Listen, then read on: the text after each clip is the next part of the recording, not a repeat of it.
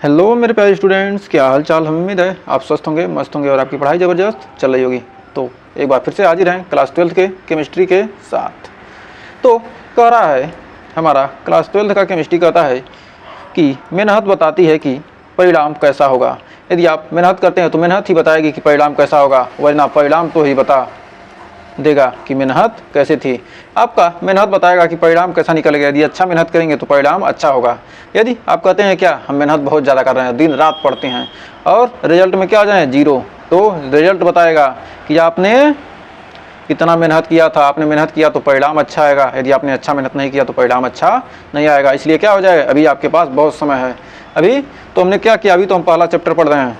आपको दिसंबर तक सारे जितने भी चैप्टर हैं, सारे चैप्टर को हम दिसंबर तक ख़त्म कर देंगे, एकदम पूरे कंप्लीट सॉल्यूशन के साथ, पूरे न्यूमेरिकल के साथ, थ्योरी के साथ, सारे तरह से क्या करेंगे हम ख़त्म करके आपको जनवरी से रिवीजन कराना चालू कर देंगे। अनसॉल्व पेपर सॉल्व कराएंगे जनवरी से। तो आप हमारा साथ देंगे तो हम आपका साथ देंगे। तो आप हमें सपोर्ट करते रहिए। तो आइए समय न बर्बाद करते हुए शुरू करते हैं अपना टॉपिक। करा वेपर प्रेशर, वाष्प दाब होता क्या है। वाष्प द्वारा लगाया गया दाब, मतलब क्या करेंगे, वाष्प दाब करा, वाष्प दाब नाम से ही पता चलता है क्या, वाष्प दाब। वाष्प के दाब लगाया जा रहा दाब, मतलब कोई लिक्विड है उस पर वाष्प के द्वारा क्या किया जा रहा है, दाब लगाया जा रहा है। The pressure exerted by the vapour of the liquid at the particular temperature in the state of dynamic equilibrium is called vapour pressure. करा किसी तरल यानी द्रव में कि वाष्प द्वारा किसी विशेष तापमान पर संतुलन की स्थिति में डाला गया दाब वाष्प दाब कहलाता है। मान ली क्या है, ये साम्यावस्था है और क्या है, पूरी तरह से क्या है, बंद है।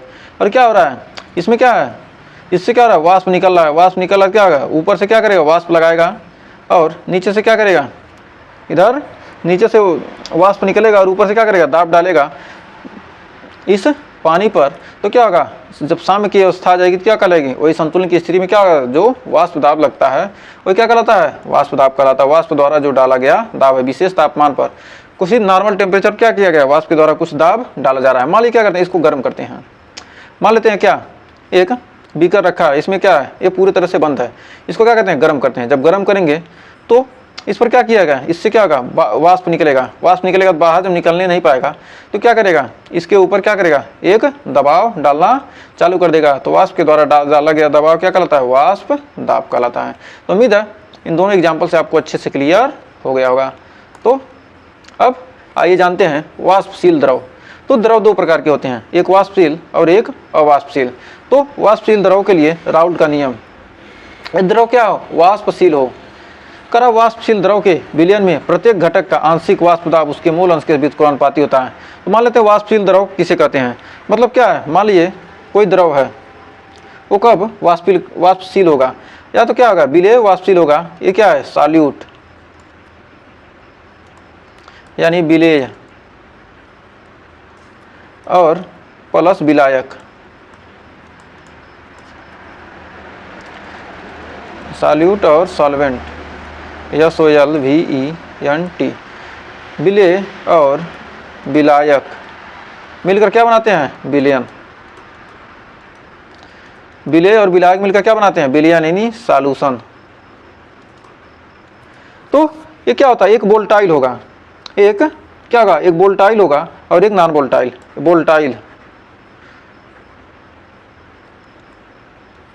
वोलेटाइल ये दोनों क्या हो, वोलेटाइल हो। वोलेटाइल मतलब क्या, वाष्पशील। तो वाष्पशील द्रव के लिए क्या होता है, राउल्ट का नियम लगता है, वाष्पशील क्या हो, दोनों क्या हो, वाष्पशील हो तो राउल्ट का नियम काम करता है। तो मान लीजिए क्या, एक बीकर है, बीकर में क्या है, इससे क्या होगा, भाप निकलना। इसमें क्या है, पानी भरा हुआ है। इस बीकर में क्या है, पानी भरा है, पानी है। तो पानी क्या हो जाएगा, वाष्पशील है। पानी क्या है, वाटर यानी क्या है, जो जल है क्या है, वाष्पशील है। पानी तो क्या होगा, आसानी से बाहर क्या हो जाएगा, वाष्पित हो जाएगा। यदि क्या करते हैं, इसमें चीनी के डाल देते हैं तो चीनी बाहर निकलेगा। ये क्या है, शक्कर, यानी इसमें क्या डाल दिए, हम चीनी डाल देते हैं, या शक्कर यानी शुगर कहेंगे सीधा इंग्लिश में। शुगर या चीनी। चीनी डाल देंगे तो क्या वाष्पशील होगा? नहीं होगा। तो क्या है चीनी? क्या है? अवाष्पशील।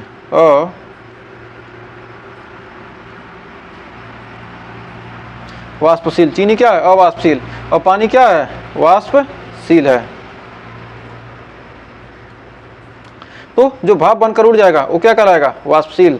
और जो भाप बनकर नहीं उड़ेगा अवाष्पशील। तो क्या आता है इसमें? क्या है? जो विलायक है क्या? वाष्पशील। जो विलेय है चीनी क्या है? अवाष्पशील है। तो वाष्पशील द्रव के लिए हम क्या पढ़ रहे हैं? राउल्ट का नियम।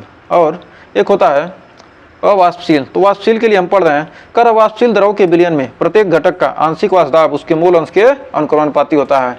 वाष्पशील द्रव के विलयन में क्या होता है? प्रत्येक घटक का जो आंशिक दाब होगा, आंशिक वाष्प दाब को क्या करते हैं? पी से वर्णित करते हैं।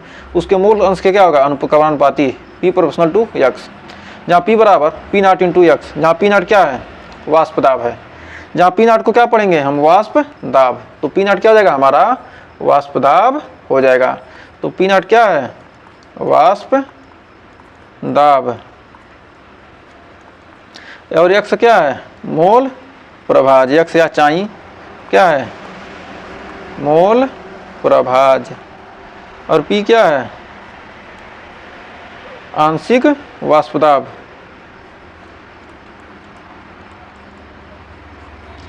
आंशिक वाष्प दाब। कर वाष्पशील द्रव के विलयन में प्रत्येक घटक का आंशिक वाष्प दाब। आंशिक वाष्प दाब। और पी नॉट क्या है? आंशिक। जिस पर अंश नहीं लगा क्या है? वो आंशिक है। जिस पर अंश नहीं लगा है वो क्या है? नॉर्मल वाष्प दाब है। तो हमें उम्मीद है यहाँ आपको कोई डाउट नहीं होगा। तो ये तो समझ ही लिए। कह रहा है माना दो घटक ए और बी। मान ली क्या है? दो घटक ए और बी हैं। उनमें क्या है? विलयन का कुल वाष्प दाब क्या होगा?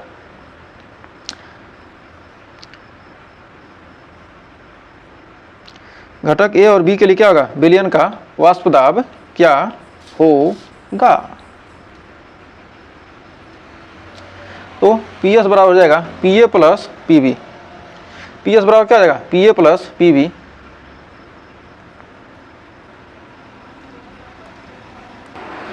और पी एस बराबर हो जाएगा मतलब टोटल विलयन का कुल दाब क्या हो जाएगा? यदि क्या हो? दो क्या एक विलेय और एक विलायक है तो दोनों के क्या होंगे? वाष्प दाब क्या होंगे? पी ए एक का वाष्प दाब होगा पी ए नॉट और एक पी बी नॉट। तो विलेय और विलायक के क्या है? वाष्प दाब, कुल वाष्प दाब क्या हो जाएगा? पी एस बराबर P A not X A plus P B not X B. ये क्या था? जब दोनों क्या है? विलेय और विलायक क्या हो? वाष्पशील हो। विलेय और विलायक दोनों क्या हैं? वाष्पशील हैं। तब के लिए क्या था? ये था। अब दोनों क्या हो? जब विलेय और विलायक क्या हो? वाष्पशील अवाष्पशील हो। जब विलयन में अवाष्पशील घुलनशील पदार्थ हो तब। तो इसके लिए सबसे पहले लिखते हैं, मान लेते हैं क्या? जब विलयन में सॉल्यूशन, जब सॉल्यूशन जो क्या हो?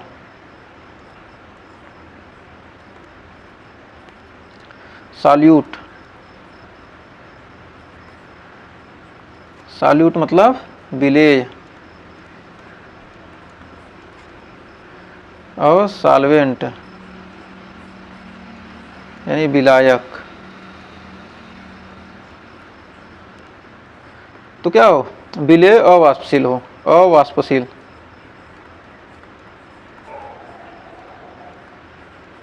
विलेय अवाष्पशील हो। Non volatile. Non volatile. और ये क्या हो? विलायक क्या हो? वाष्पशील हो। वोलेटाइल। तो इसका वाष्प दाब क्या हो जाएगा? जो क्या अवाष्पशील है क्या होगा? आंशिक वाष्प दाब क्या हो जाएगा? पी ए नॉट बराबर हो जाएगा कितना? 0। और इसका तो 0 होगा नहीं। तब इसके लिए हम फार्मूला पढ़ेंगे। घुलनशील, जब विलयन में अवाष्पशील घुलनशील पदार्थ हो तो राउल्ट का नियम हो जाएगा हमारा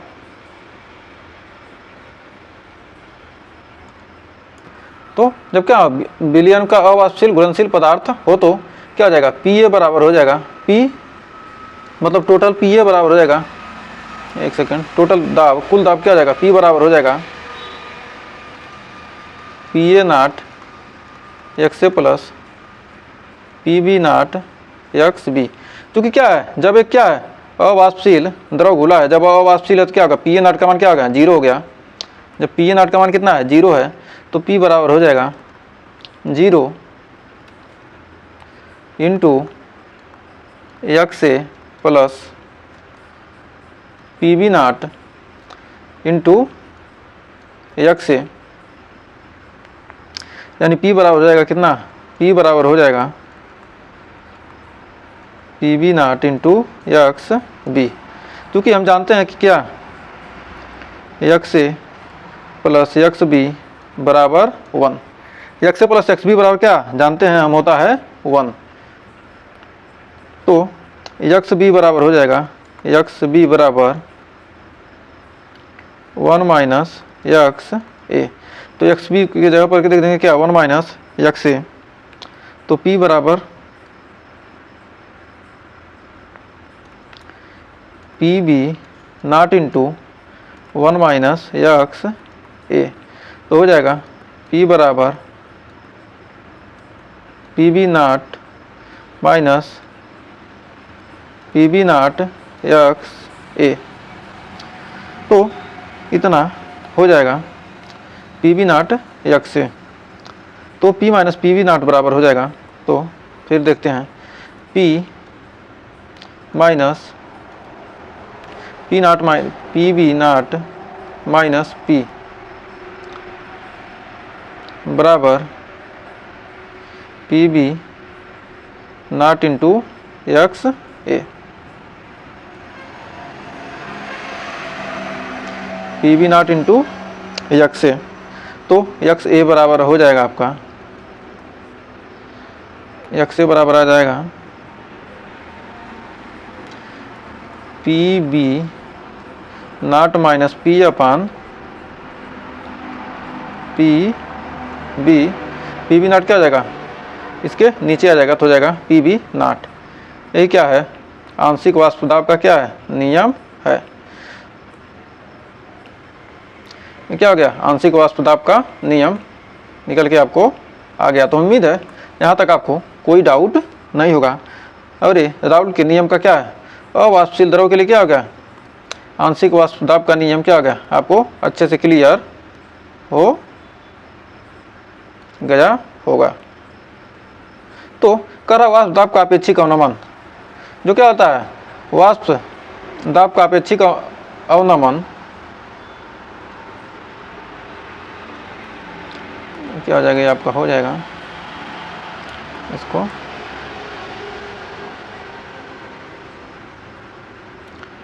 आपका हो जाएगा अवनमन।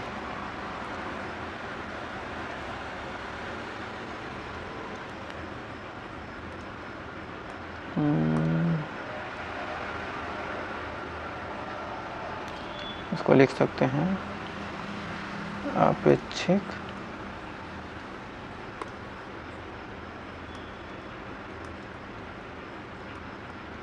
अवनमन अघूलक के मूल अंश के बराबर होता है। तो यहाँ पर देखिए क्या हो रहा है, मूल अंश के क्या है, बराबर है। मूल अंश क्या है, एक्स ए, मतलब जो घुलनशील नहीं है, जो घुल नहीं रहा उसके मूल अंश के बराबर है, जो क्या वाष्प दाब का अपेक्षिक अवनमन अघूलक के जो घुल नहीं रहा उसके मूल अंश के बराबर है। तो P B नॉट बराबर क्या है, तो यहाँ लिख सकते हैं P B not minus P upon PB not. ये क्या है, यहाँ पर लिख दिया क्या, विलयन का वाष्प दाब। P क्या है, विलयन का वाष्प दाब है, PB नॉट क्या है, विलायक का वाष्प दाब है, और एक्स क्या है, अघूलक जो घुल नहीं रहा उसका क्या है, वाष्प दाब है। तो हमें उम्मीद है यहाँ तक आपको कोई डाउट नहीं होगा। फिर जानते हैं आदर्श विलयन होता क्या है। तो आइए देखते हैं आदर्श विलयन होता क्या है। तो आदर्श विलयन वो है विलयन a solution of two more completely miscible liquid in the obey Raoult law at all concentration at all temperature is called an ideal। करा दो या दो से अधिक पूरी तरह से घुल सकने वाले द्रव को, विलयन को सभी सांद्रण और सभी तापमानों पर राउल्ट के नियम का पालन करता आदर्श विलयन कहलाता है। मतलब ऐसा विलयन जो क्या हो, हर स्थिति में क्या करे, राउल्ट के नियम का क्या करे, पालन करे, वो क्या कहलाता है, आदर्श विलयन कहलाता है। ऐसा विलयन आदर्श विलयन कहलाएगा जो क्या हो, किसी भी सभी सांद्रता पर और सभी तापमानों पर क्या करे, राउल्ट के नियम का पालन करे, उसे क्या कहेंगे। और दोनों क्या हो, दोनों विलयन क्या हो, दोनों पूरी तरह से घुल सकने वाले विलयन हो। जैसे मान लेते क्या, कोई विलयन है,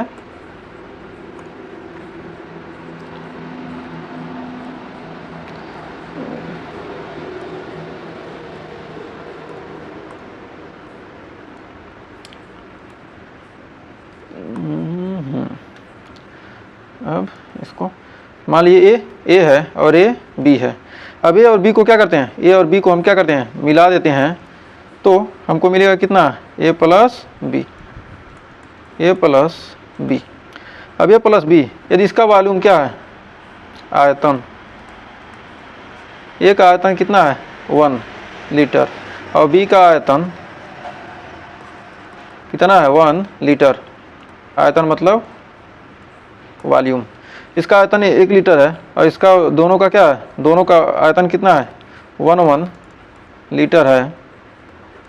तो और ए प्लस बी जो बने, इसका भी क्या होना चाहिए, आयतन क्या होना चाहिए, वॉल्यूम 1 लीटर हो। तब क्या करेंगे, आइडियल सॉल्यूशन कहेंगे उसे, आइडियल सॉल्यूशन। उसी ऐसे विलयन को क्या कहेंगे, आइडियल सॉल्यूशन, आदर्श विलयन कहेंगे। जब क्या हो, दोनों के आयतन क्या हो, समान, ए और बी को क्या, दो विलयनों को क्या करें, आपस में मिलाने पर क्या हो, आयतन समान ही रहे, ऐसे विलयन को क्या कहते हैं, आदर्श विलयन कहते हैं। तो कह रहा क्या, दो या दो से अधिक पूरी तरह से मिल सकने वाले द्रवों के विलयन में जो सभी सांद्र और सभी तापमानों पर क्या हो, राउल्ट के नियम का पालन करते हैं, आदर्श विलयन कहलाते हैं। उदाहरण के लिए जैसे एन हेक्सेन और एन हेप्टेन। उदाहरण के लिए क्या है, नॉर्मल हेक्सेन, इसको हिंदी में लिख सकते हैं, इसको कहते हैं क्या, normal hexane plus normal heptane.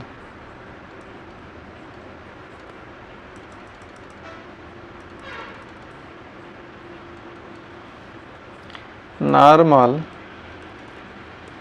Heptane, ये क्या है, benzene plus toluene, benzene plus toluene. Chlorobenzene plus bromobenzene, chlorobenzene chlorobenzene plus bromobenzene, bromobenzene. ये किसके उदाहरण हैं, ये आदर्श विलयन के उदाहरण हैं। यह हेक्सेन, हेक्सेन का मतलब क्या होगा, हेक्सेन, हेक्सेन में क्या होंगे, 7 अवयव होंगे। मान लीजिए क्या, 7 कार्बन के, 1 2 3 4 7 मेथ एथ प्रो ब्यूट पेंट हेक्स, 7 होंगे क्या हो गए हेक्सेन, 1 2 3 4 5 6 हेक्सेन हो जाएंगे। अब क्या हो जाए, यहाँ पर एक और सी लग जाए, क्या होगा, आइसो हेक्सेन हो जाएगा। ये क्या हो, यहाँ से एक कार्बन हट जाए और क्या हो जाए, यहाँ पर दूसरे जगह से क्या हो जाए, जुट जाए, तो क्या कहेंगे, आइसो हेक्सेन। ये क्या है, आईपीएससी नाम आपने पढ़ा होगा, तो आप वहाँ पर पढ़े होंगे। तो यहाँ पर जानिए, बस उदाहरण के रूप में जानिए, आईपीएससी जब पढ़ेंगे तब देखा जाएगा वहाँ पर इसके नामकरण के बारे में। तो यहाँ तक हमें उम्मीद है आपको कोई डाउट नहीं होगा। तो अब आइए बढ़ते हैं आगे। तो इसका ग्राफ देख लेते हैं। इसका ग्राफ, आदर्श विलयन का ग्राफ क्या होता है, इसको थोड़ा क्लियर कर लेते हैं।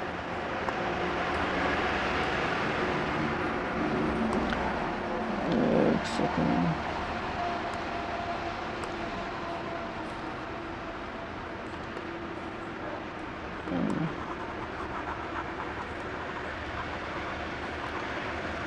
अब आइए देखते हैं। अब देखिए ये क्या है, यदि x ए बराबर ए हो, मतलब बोलों की संख्या x ए बराबर 1, ये क्या है, ये मोल फ्रैक्शन को, ये क्या करता है, मोल फ्रैक्शन को, मोल फ्रैक्शन, ये रेखा क्या कर रही है, मोल फ्रैक्शन, मोल फ्रैक्शन यानी मोल प्रभाज और वाष्प दाब के बीच, मोल प्रभाज और ये क्या है, वाष्प दाब।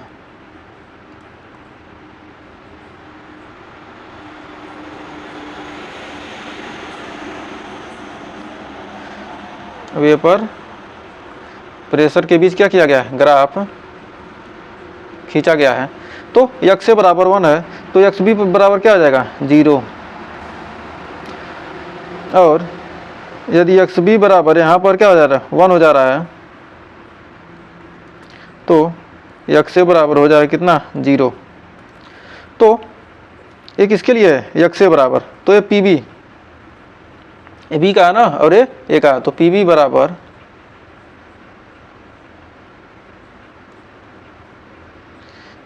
P B not into X B.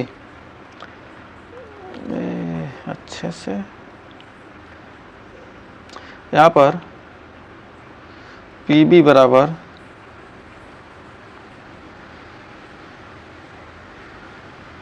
P B not into X B और ये क्या है, पी ए बराबर P A not into X A और क्या है, कुल दाब है, पी बराबर क्या है, P A plus P B. ये क्या हो रहा है, एक्स ए, यहाँ पर देखेंगे क्या होगा, मोल फ्रैक्शन का मान क्या हो रहा है, घट रहा है। मोल फ्रैक्शन का नाम क्या मान क्या हो रहा है, देखेंगे यहाँ पर घट रहा है और यहाँ पर क्या है, मोल फ्रैक्शन का मान क्या हो रहा है, बढ़ रहा है। एक का मान बढ़ रहा है तो एक का मान घट रहा है। तो ये क्या, इसी ग्राफ को क्या करना है, आपको बस याद रखना है। फिर आदर्श विलयन के गुण, आदर्श विलयन के गुण के बारे में जान लेते हैं।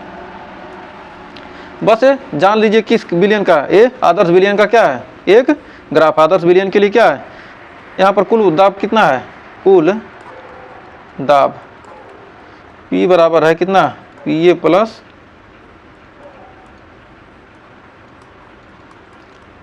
P B. कुल दाब कितना है, P A plus P B.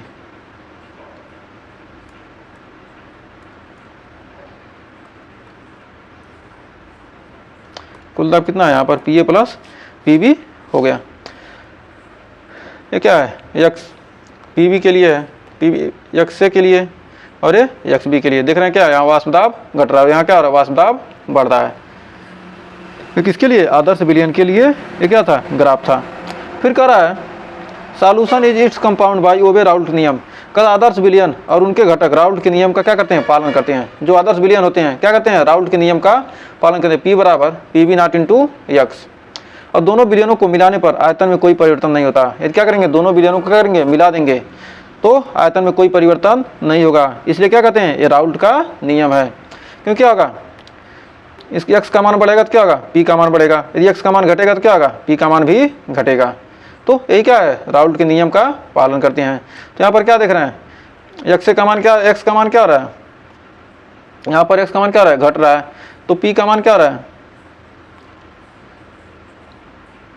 यहाँ से क्या हो रहा है, पी का मान घट रहा है और एक्स का मान भी क्या हो रहा है, घट रहा है। यहाँ पर देखेंगे एक्स का मान बढ़ रहा है और पी का मान भी क्या हो रहा है, बढ़ रहा है।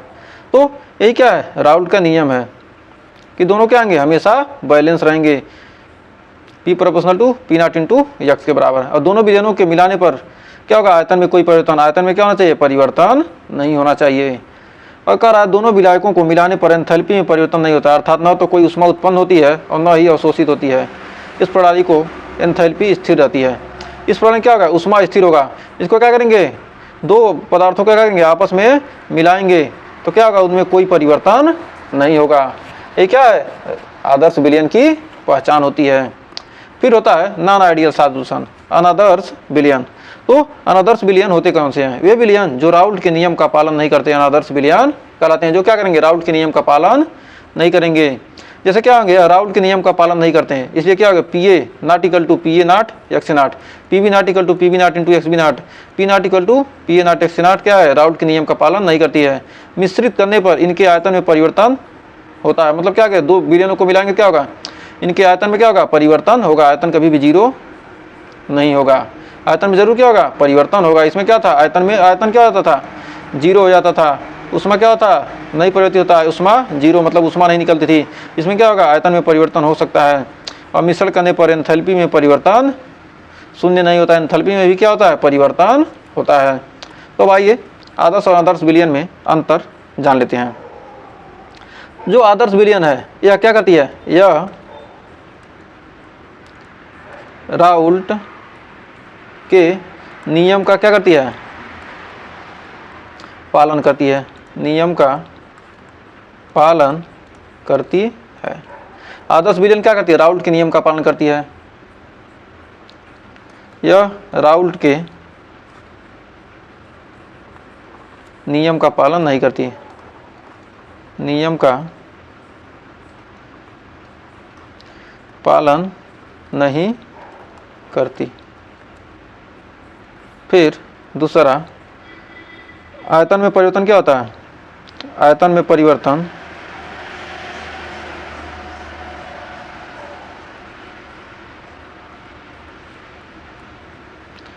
आयतन में परिवर्तन कितना होता है, नहीं होता। इसमें क्या होता है, आयतन में परिवर्तन होता है, आयतन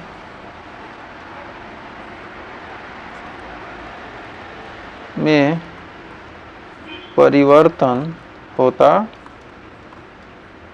है, यानी डेल्टा भी नॉट इक्वल टू जीरो, यहाँ डेल्टा भी बराबर क्या हो जाता है, जीरो।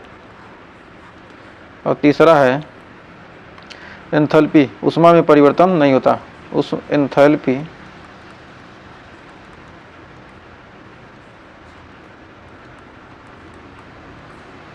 उष्मा में परिवर्तन नहीं होता। इसमें क्या होगा, delta H equal to zero. और इसमें क्या होगा, उष्मा में परिवर्तन होता है, उष्मा में, उष्मा यानी कि एंथैल्पी लिख दीजिए यहाँ पे, एंथैल्पी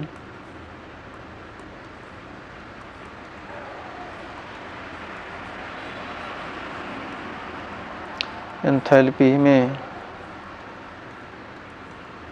परिवर्तन होता है। एंथैल्पी में क्या होता है, इसमें परिवर्तन होता है। तो हमें उम्मीद है आदर्श और आदर्श विलयन के बारे में आपको अच्छे से क्लियर हो गया होगा और इसमें कोई डाउट नहीं होगा। तो उम्मीद है आपको सेशन पसंद आया होगा। अगर यहाँ तक सेशन पसंद आया तो वीडियो को लाइक शेयर कीजिएगा। तो आज के लिए बस इतना ही रहने देते हैं। इसके अगले वीडियो में नेक्स्ट टॉपिक लेकर मिलेंगे। तब तक के लिए अपना ध्यान रखिए। मिलते हैं नेक्स्ट वीडियो में।